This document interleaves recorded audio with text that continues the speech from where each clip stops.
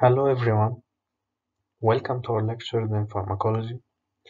In these lectures, we will learn the fundamentals of pharmacology and its basic concepts. I'll try as much as possible to make this simplified, and I will wait for your comments and your questions. Okay, let's get started.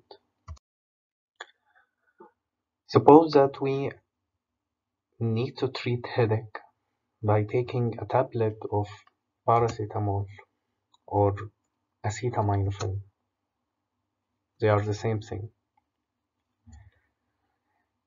And to achieve that, paracetamol must reach the brain. And in order for that to happen, our drug paracetamol must be transported in a fluid. And that fluid reach all the body. And by that, it can reach the brain and give us the therapeutic effect we need. So what is this fluid? Yes, the blood. But what channels carry this blood in our bodies? Yes, the blood vessels. Okay, now let's see what are the types of these blood vessels. Here we have the left side of our heart, which pumps oxygenated blood through blood vessels that are called arteries. This oxygenated blood reaches the tissues here, where tissues get oxygen and they give away carbon dioxide. This carbon dioxide is carried away from tissues through blood vessels called veins.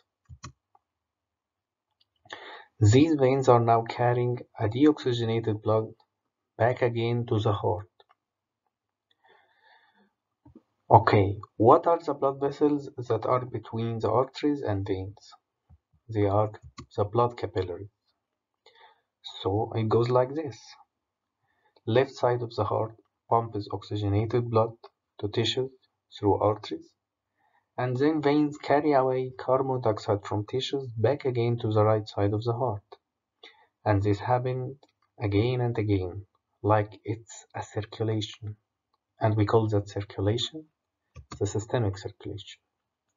So, for every organ in our body, arteries comes in and veins comes out.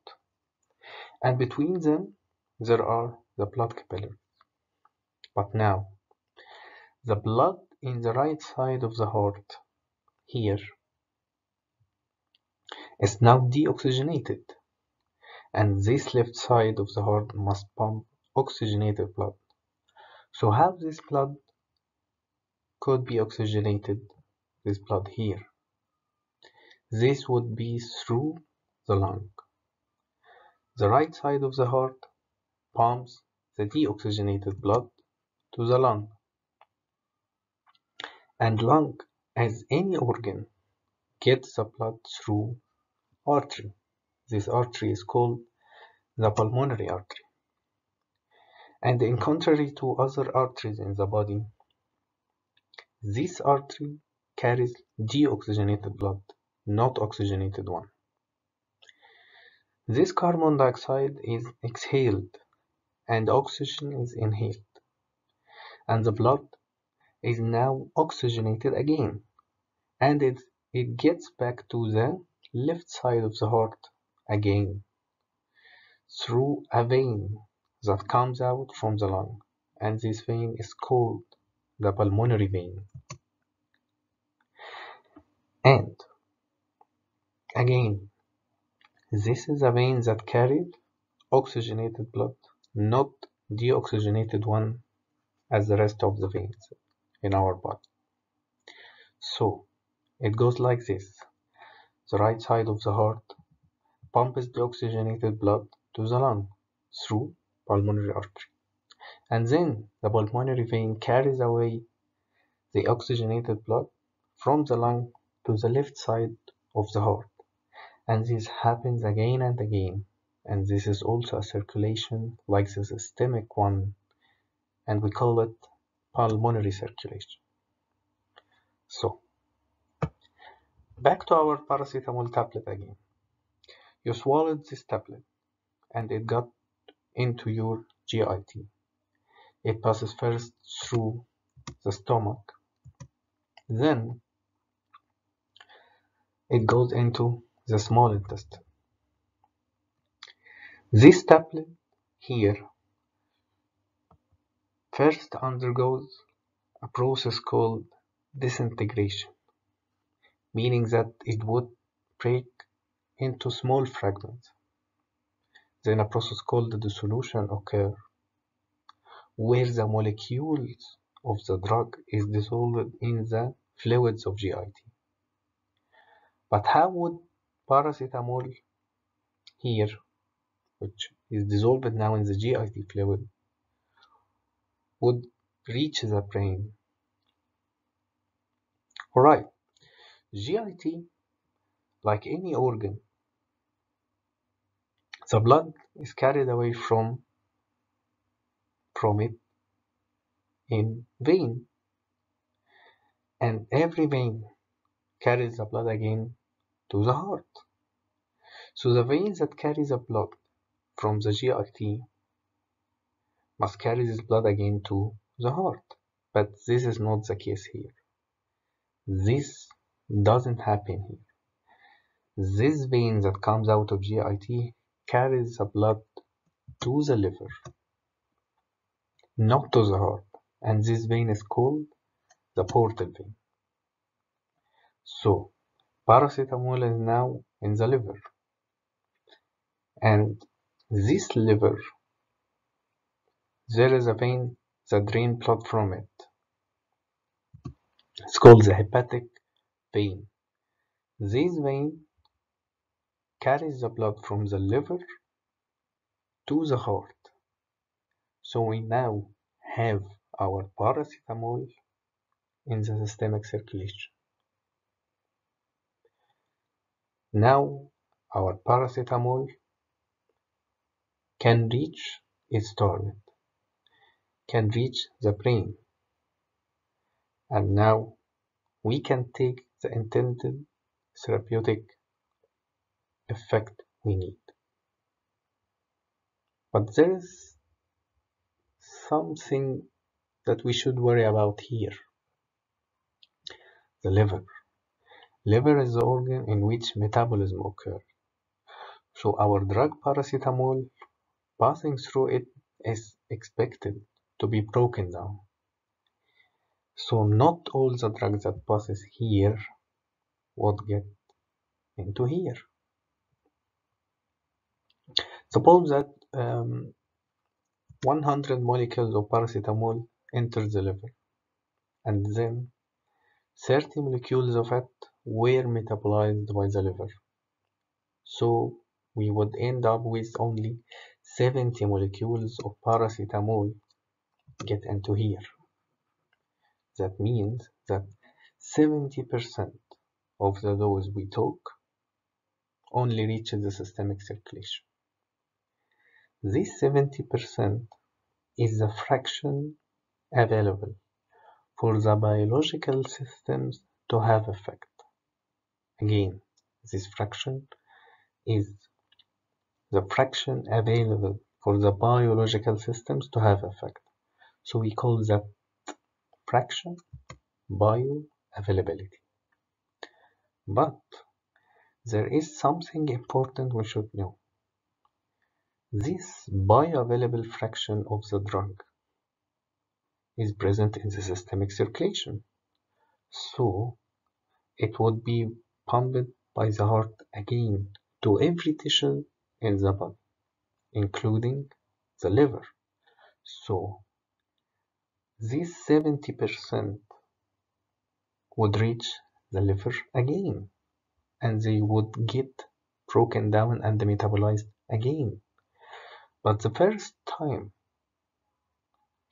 our drug was metabolized by the liver was here, when it came from the GIT.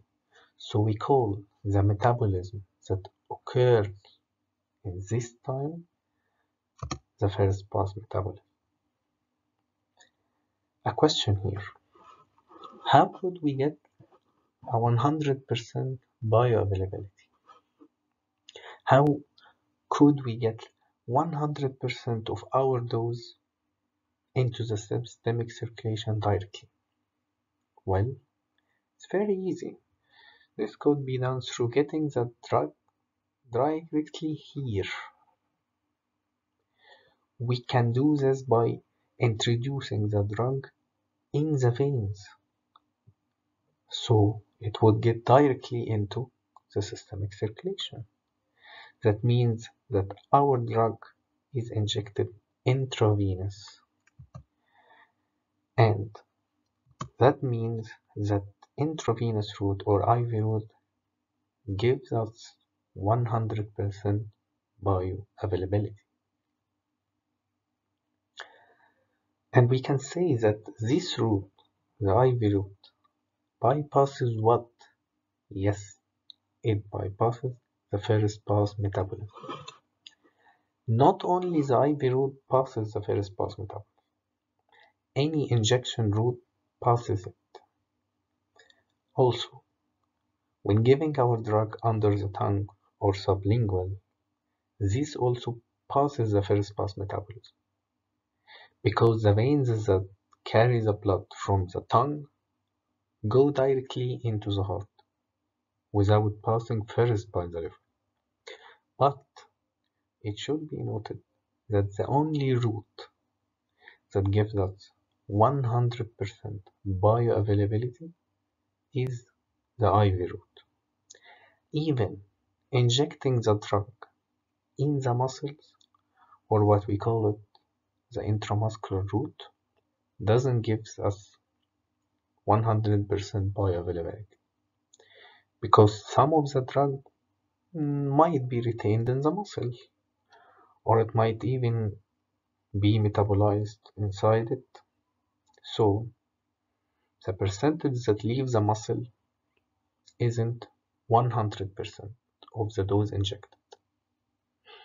So there are many routes in which first pass metabolism is bypassed, like sublingual or injection routes, but only one route having 100% bioavailability, which is the intravenous route. A question here should be asked: how the drug passes from the GIT and gets into the portal vein? Well, let's have a look at a part of our small intestine here. The cavity or a channel within a tube or tubular organ, such as blood vessels or the intestine, is called the lumen. And the boundaries of this cavity here is called the wall. So in this part of our small intestine here, this is the lumen and this is the wall.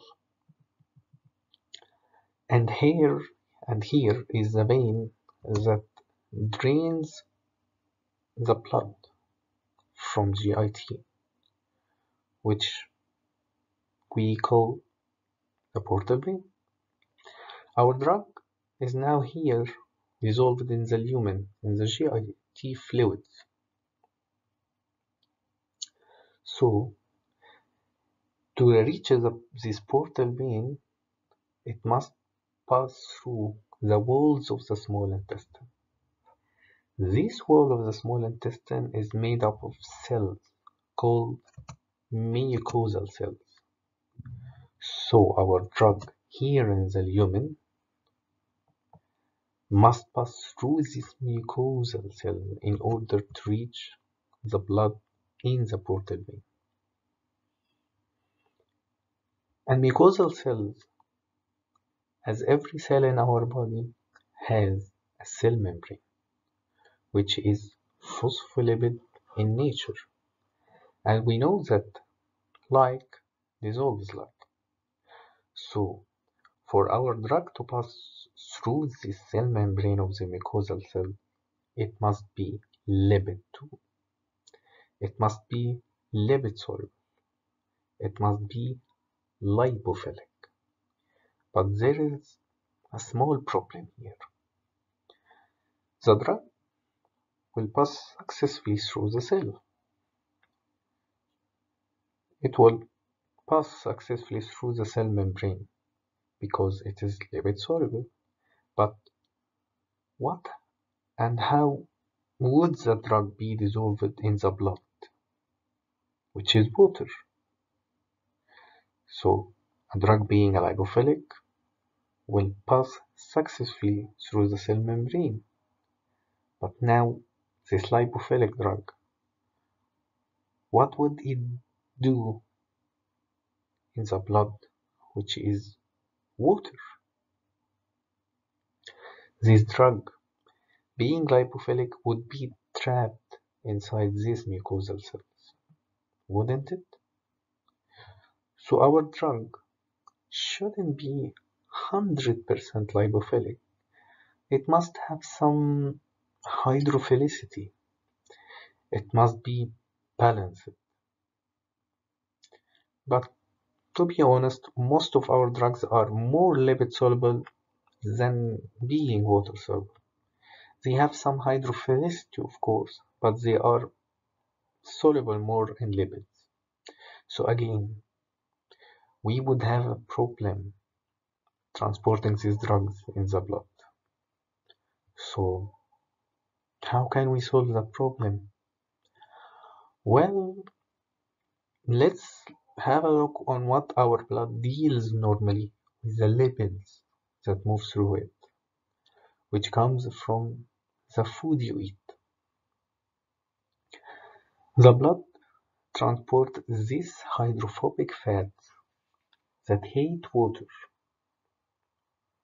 carried on hydrophilic molecules. What are these hydrophilic molecules? They are the proteins. So our blood transports lipids carried on proteins.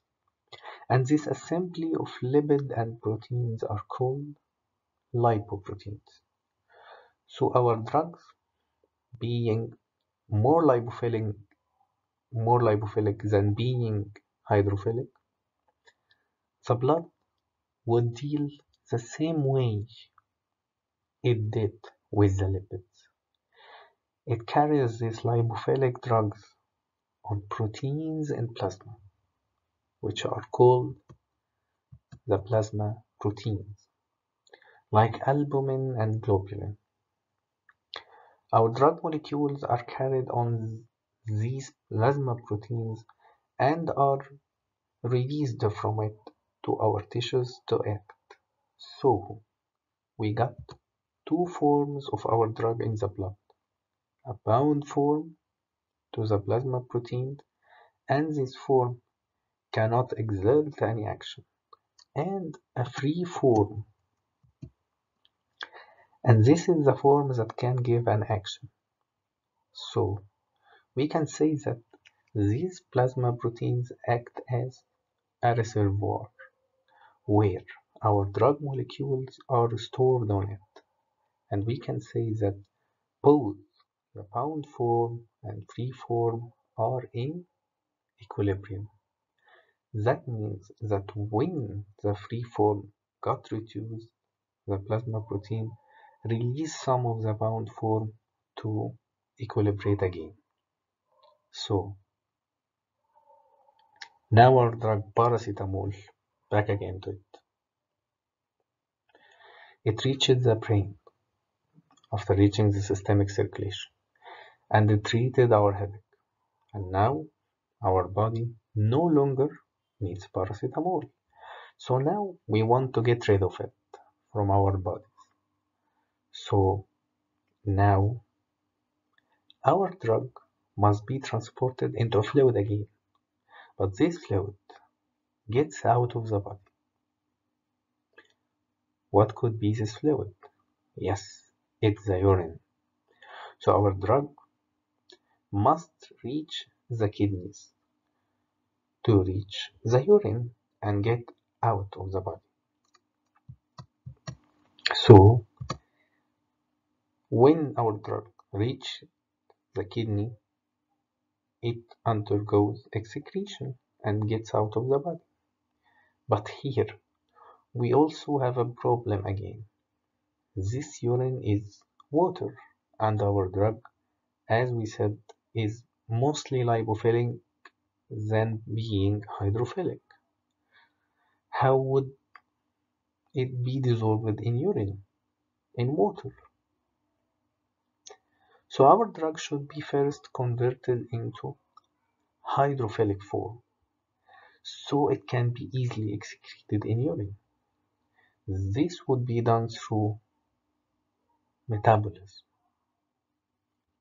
So, metabolism that we mention here not only means breaking down the molecule, but it have a deeper purpose, which is converting the drug from being hydrophobic to hydrophilic to be easily excreted in urine. So we better call this metabolism a biotransformation process. So now we have just discussed some important movements of any drug on our body. First is the movement of the drug from the GIT here into here, the systemic circulation. This movement we call it absorption. So what is absorption? It is the movement of the drug from the site of administration to the systemic circulation or to the blood. There is a question here. Is there absorption if the drug got directly into the systemic circulation? The answer is of course no. And when would this happen? In what route? Exactly. When our drug is given intravenous. So here two important things we should know about IV route. First, it has no absorption, and second, it has 100% bioavailability. But in a route like intramuscular, the drug moves from the muscle, which is the site of administration here, to the systemic circulation. So there is absorption.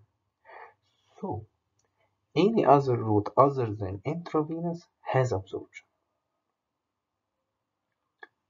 And now, what's next after absorption and reaching the systemic circulation? The drug is distributed. And then after the drug reaches its intended target and we got the effect that we need, we must get rid of it.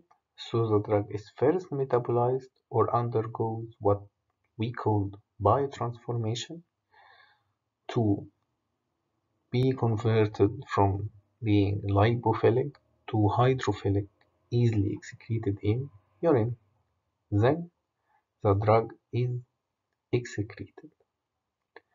So there are four movements occur to the drug: absorption, metabolism, distribution, and excretion. ADME or ADME. Metabolism and excretion are called elimination. This movement we call pharmacokinetics, and they describe what the body does to the drug. Again, absorption, distribution, metabolism, excretion, these are called pharmacokinetics and they describe what the body does to the drug. But what the drug does to the body is called pharmacodynamics. We will start our introduction into pharmacology by discussing pharmacokinetics. Then we are going to discuss the pharmacodynamics.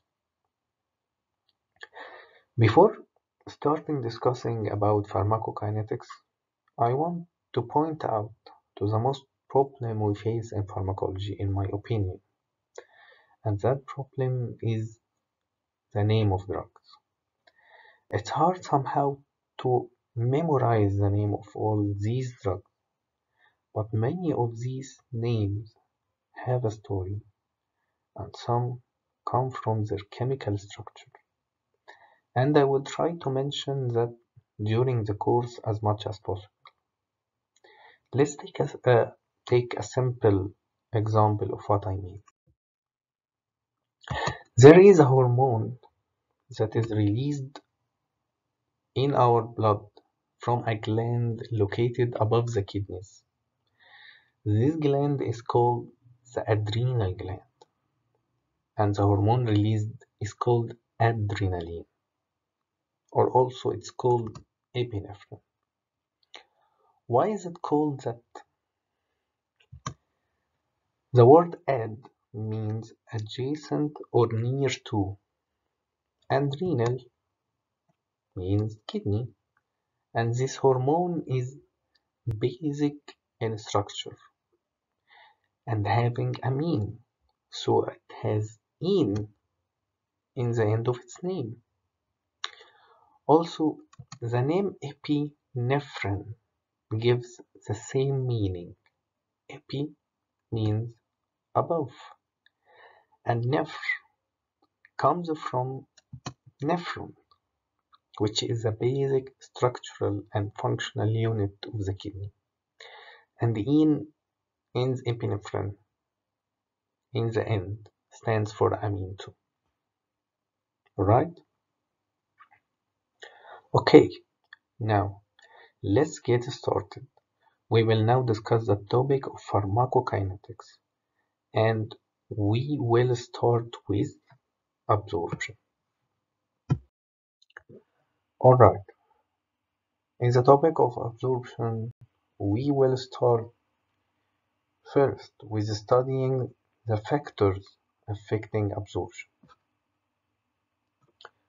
Okay, we had known that our drugs are mostly lipophilic, right? We must also know that our drugs are either weak acids or weak bases. So, what does that mean? Acid is a proton donor and base is a proton acceptor.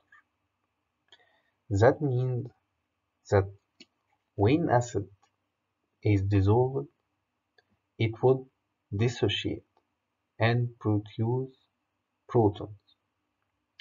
The strong acid would dissociate completely into protons, but the weak acid don't dissociate completely. There would still be undissociated or unionized form that keep their proton. As we see here,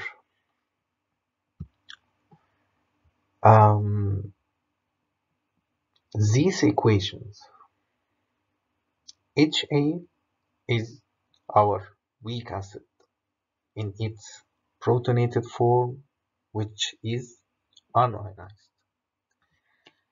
It dissociates to produce protons, and A negative, which is the ionized form or the deprotonated form or unprotonated form. The same goes with the weak base, B. This is the unionized or unprotonated form. It gets a proton and it is now converted to BH positive. This is the ionized or the protonated form. It should be noted that the unionized form is the one that is lipophilic, and the ionized form is the water-soluble hydrophilic one. So, for a weak acid or a weak base, both forms, the ionized and the unionized forms, are present. Why both forms are present? Because no complete dissociation occurred, and these two forms are in equilibrium, and that means that if we're talking about the weak acid, for instance, if for any reason these protons are withdrawn, the acid would dissociate again to compensate and give again protons and ionized form. But these two forms being in equilibrium doesn't mean they must be equal in amounts. In any given medium, there is a form that is more present than the other. But what determines it? What determines which form is larger in amount? It is the pH of the medium. And there is a pH in which both forms, the ionized and unionized forms, are equal in amount. And that pH is called the pKa. And it's a constant for each drug. So now let's see, how can pH of the medium determine the percentage of ionized and unionized forms of the drug? This can be predicted through an equation called Henderson-Hasselbalch equation. Here is the equation. pH equals pKa plus log the concentration of the ionized form divided by the concentration of unionized form. This equation can predict the percentage of the ionized form and unionized form in a given medium according to the pKa and the pH. From this equation, what if the ionized form equals the unionized form? Well, this would give us log 1. Log 1 equals 0, so pH will equal to pKa.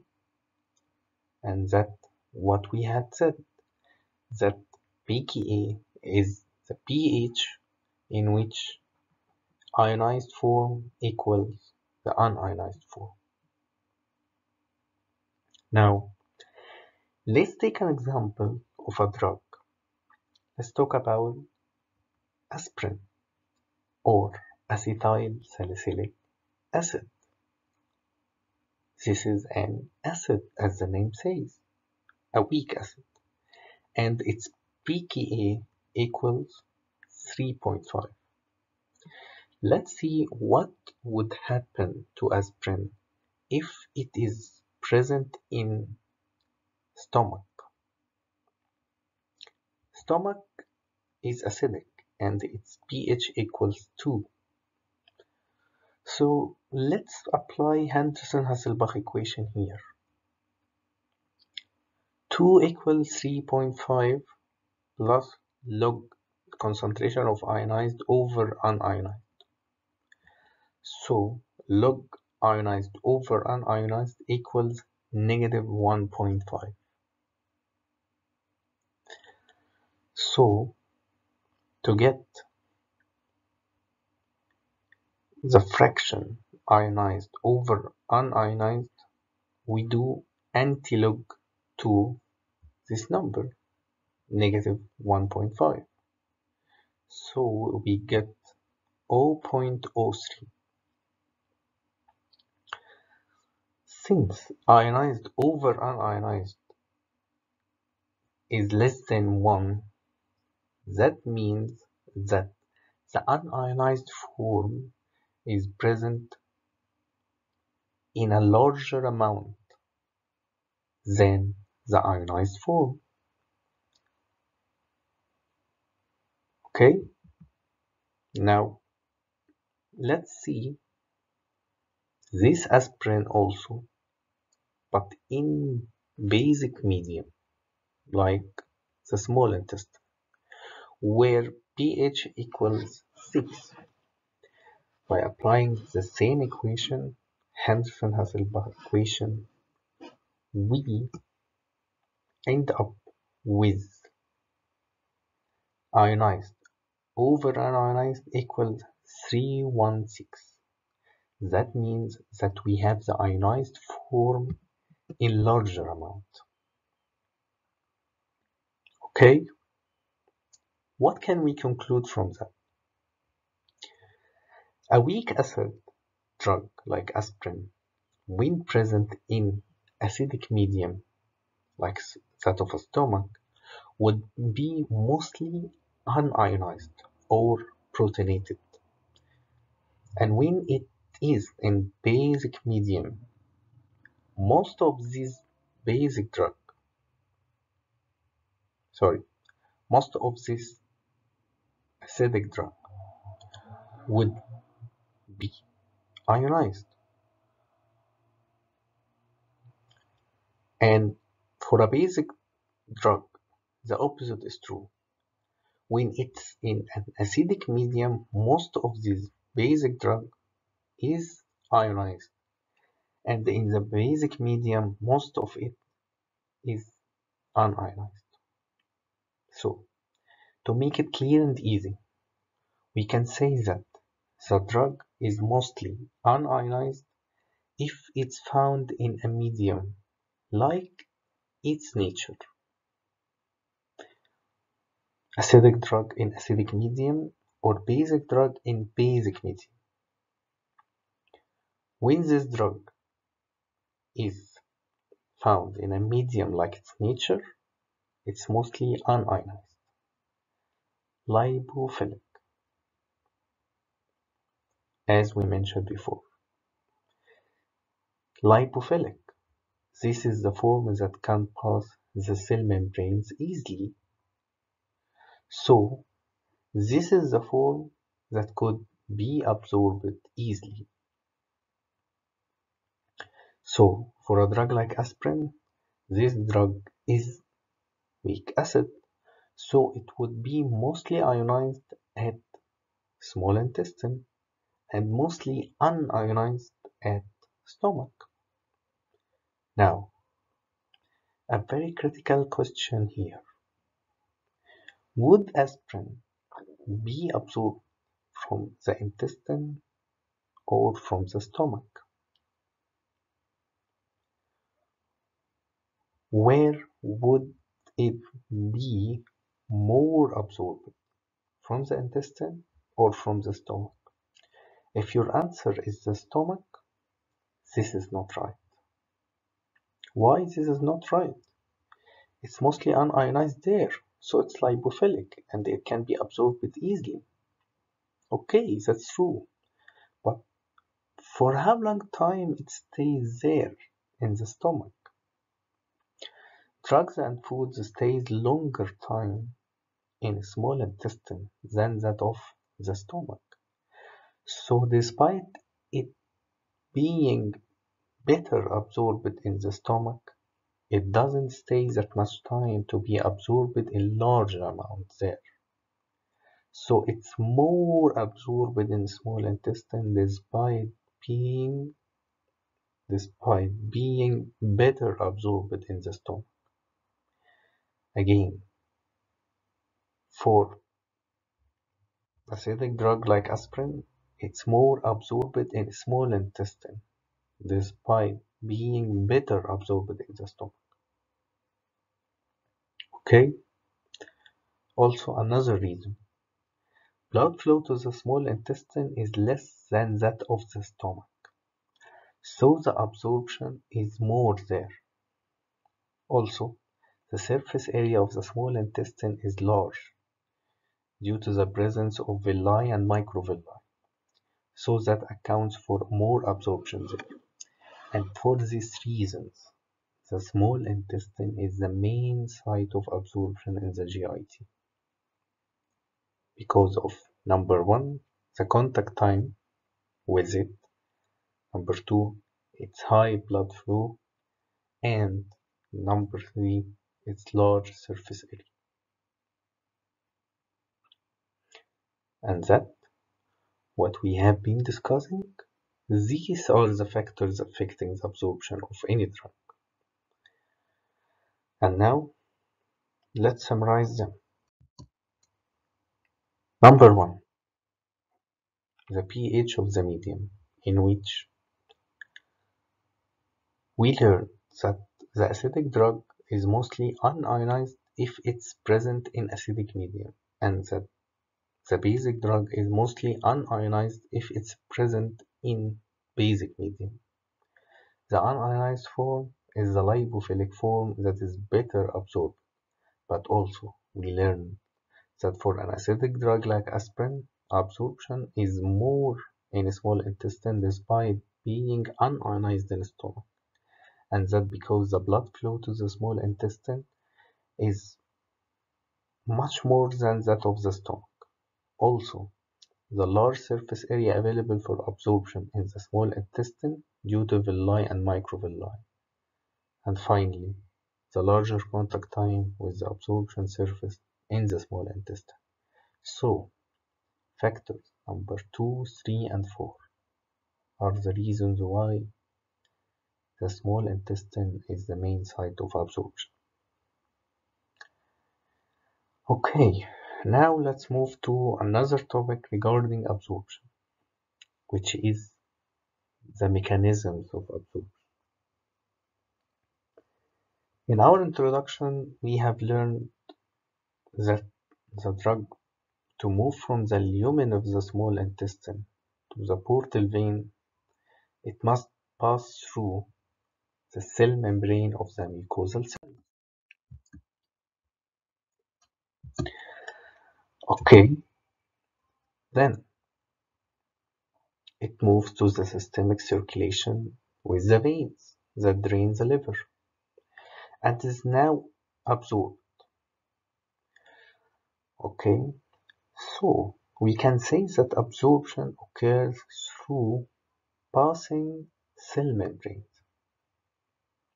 So to know what mechanisms of absorption are, we must know the mechanisms of passing through cell membranes.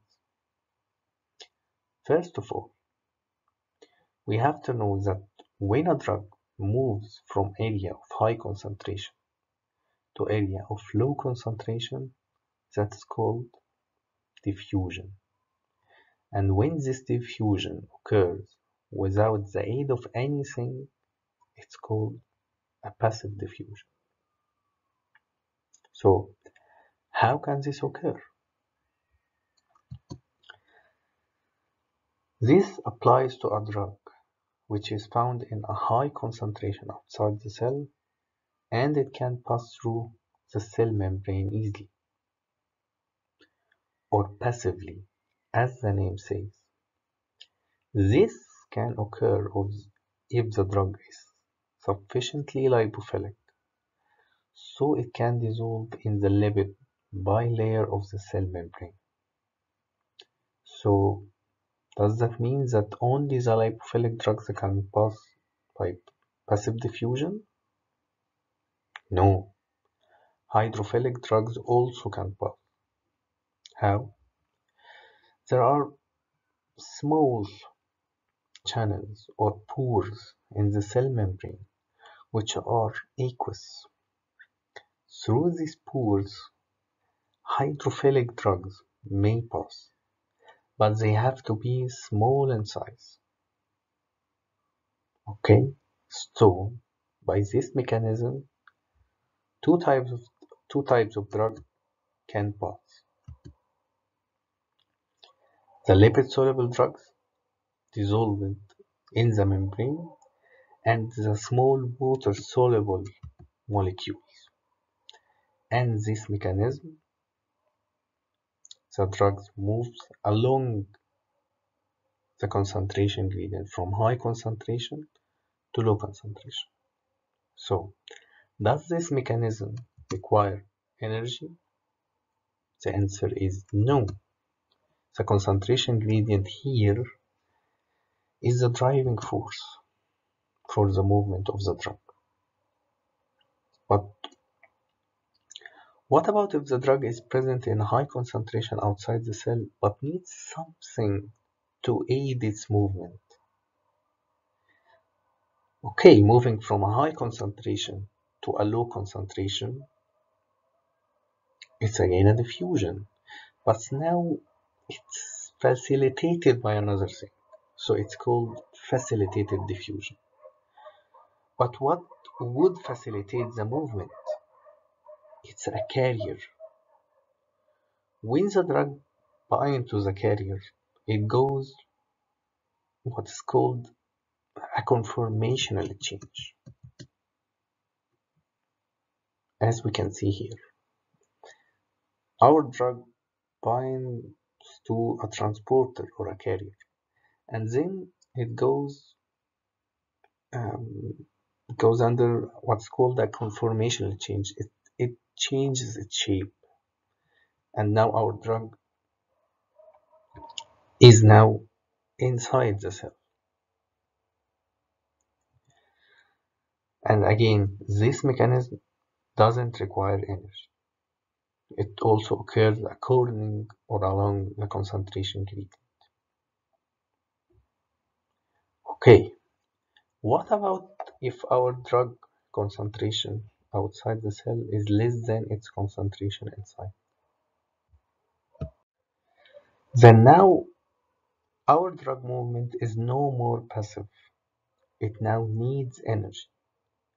And that transport is called an active transport. This transport also needs a carrier. So this transport needs energy. And that energy comes from breaking down ATP into ADP. This conversion from ATP to ADP, this is what makes the conformational change of the carrier to occur. Okay? The fourth mechanism is called endocytosis. And in this mechanism, the cell membrane engulfs the drug in, and it forms a vesicle. This vesicle is hydrolyzed inside the cell membrane. And when it's hydrolyzed, it releases the drug inside the cell. This mechanism is for large molecules, such as vitamin B12.